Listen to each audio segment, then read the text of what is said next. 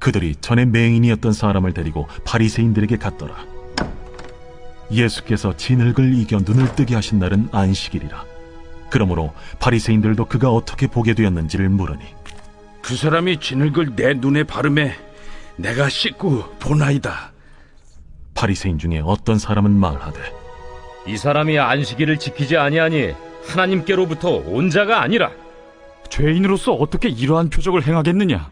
그들 중에 분쟁이 있었더니 이에 맹인 되었던 자에게 다시 묻되, 그 사람이 내 눈을 뜨게 하였으니 너는 그를 어떠한 사람이라 하느냐? 선지자니이다. 유대인들이 그가 맹인으로 있다가 보게 된 것을 믿지 아니하고 그 부모를 불러 묻되, 이는 너희 말에 맹인으로 났다 하는 너희 아들이냐? 그러면 지금은 어떻게 해서 보느냐? 이 사람이 우리 아들인 것과 맹인으로 난 것을 아나이다. 그러나 지금 어떻게 해서 보는지 또는 누가 그 눈을 뜨게 하였는지 우리는 알지 못하나이다. 그에게 물어보소서. 그가 장성하였으니 자기 일을 말하리이다. 그 부모가 이렇게 말한 것은 이미 유대인들이 누구든지 예수를 그리스도로 시인하는 자는 출교하기로 결의하였으므로 그들을 무서워함이로라. 이러므로 그 부모가 말하기를 그가 장성하였으니 그에게 물어보소서 하였더라. 여러분 반갑습니다. 오늘도 큐티로여는 기막힌 하루입니다. 본문 말씀 요한복음 9장 13절부터 23절의 말씀입니다. 오늘 말씀에서 이 맹인이 보게 된 사건을 두고 바리새인들 사이에서 예수님에 관한 분쟁이 벌어졌다고 합니다. 이 분쟁을 통해 우리가 깨달아야 될 것이 무엇이겠습니까?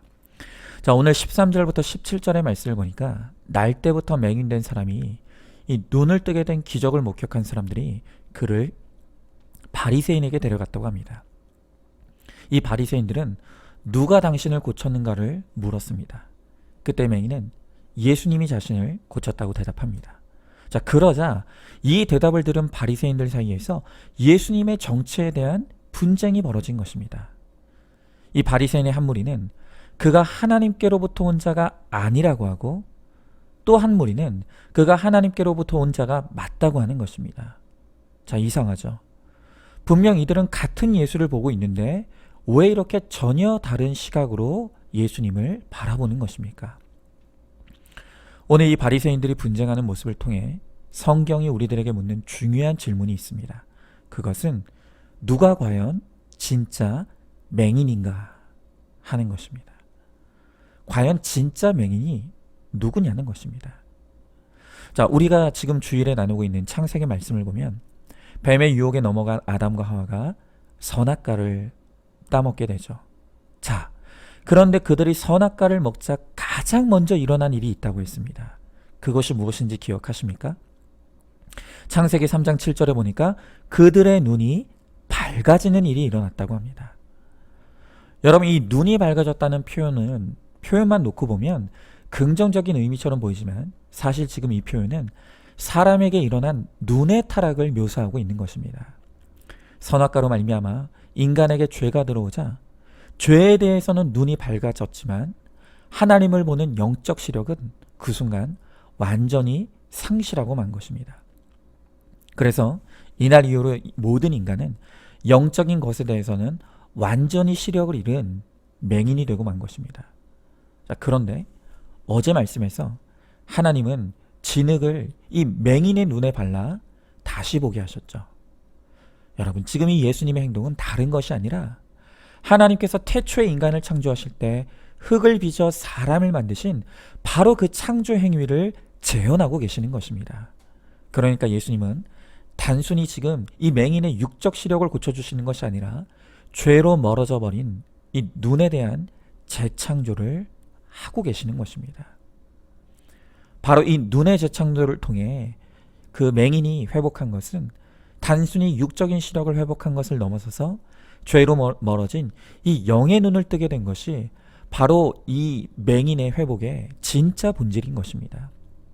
그래서 17절에서 바리새인들이 이 맹인 되었던 자에게 묻기를 너는 그를 어떠한 사람이나 하느냐라고 묻죠. 그러자 이 맹인이 뭐라고 대답합니까? 그는 선지자라 라고 합니다.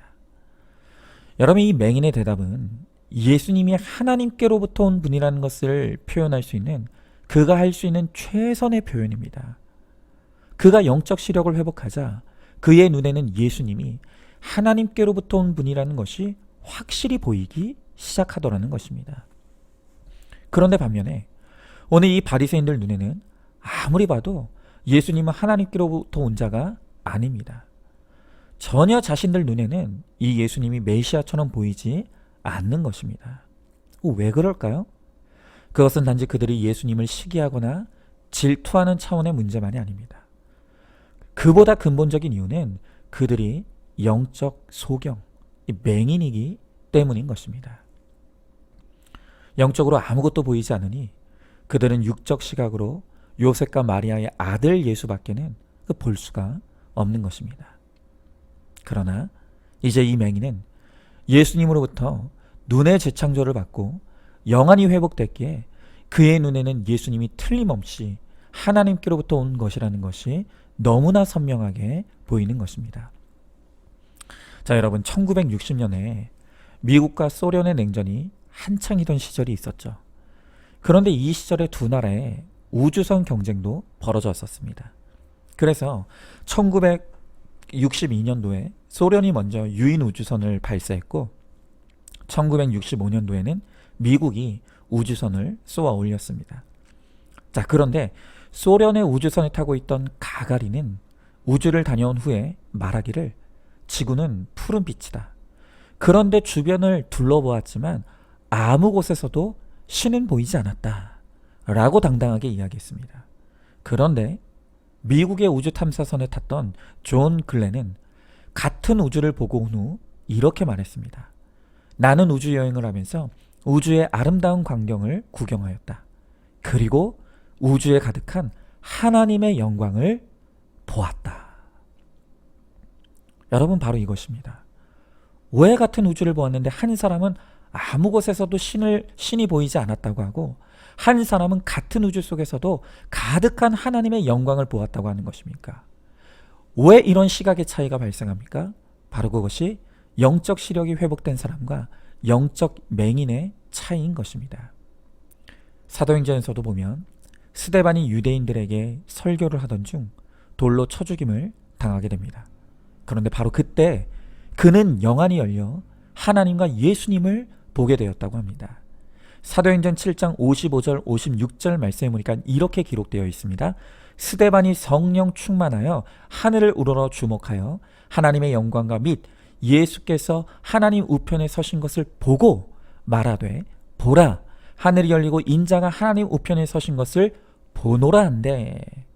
자, 지금 여기 이 짧은 두 절에 보고, 보라, 보노라 이 단어가 3번이 반복됩니다.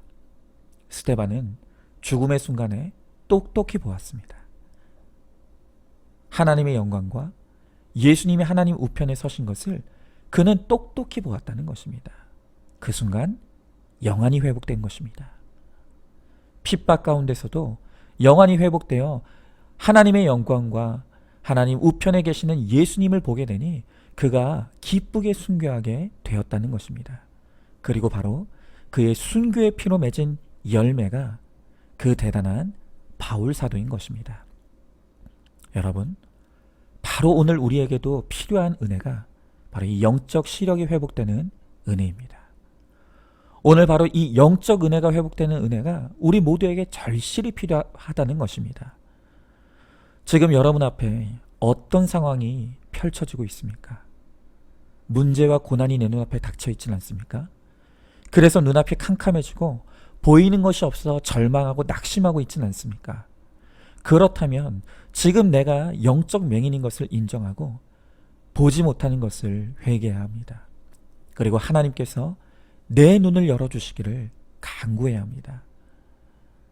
그 하나님의 은혜로 맹인에게 그렇게 하셨던 것처럼 나의 영적 시력도 재창조되고 영안이 열리게 될 때 고난과 문제 가운데서도 나에게 구원을 들고 찾아오시는 예수님을 바라볼 수 있게 되는 것입니다.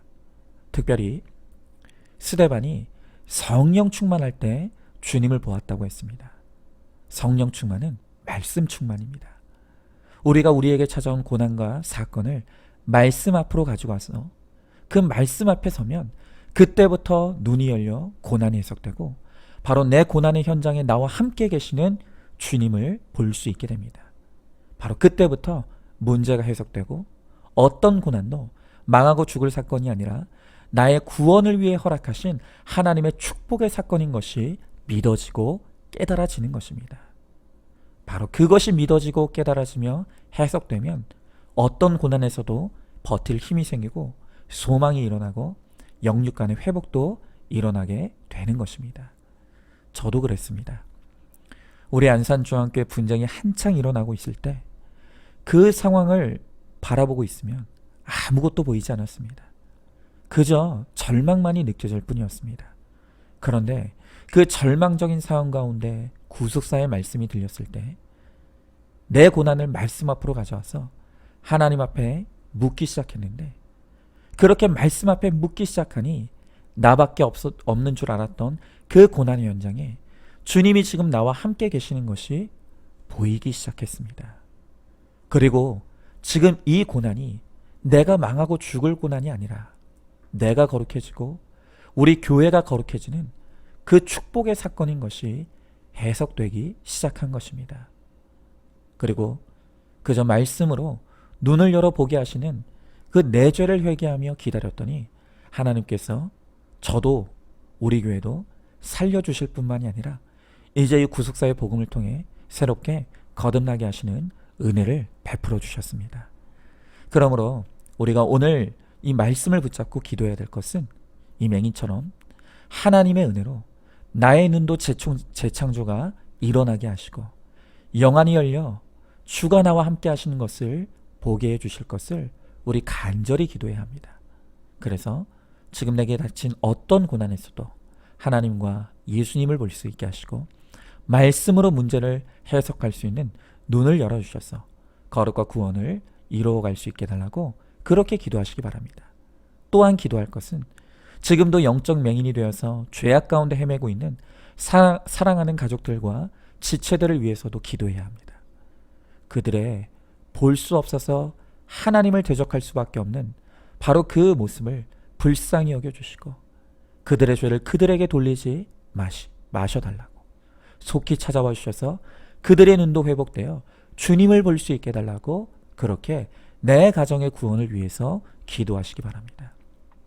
그래서 우리가 날마다 말씀으로 모든 순간 모든 상황 가운데 주님을 보게 하시고 그러므로 나의 모든 날들이 거룩과 구원의 날이 될 수 있도록 그렇게 간구하고 기도하는 우리 모두가 되기를 소망합니다.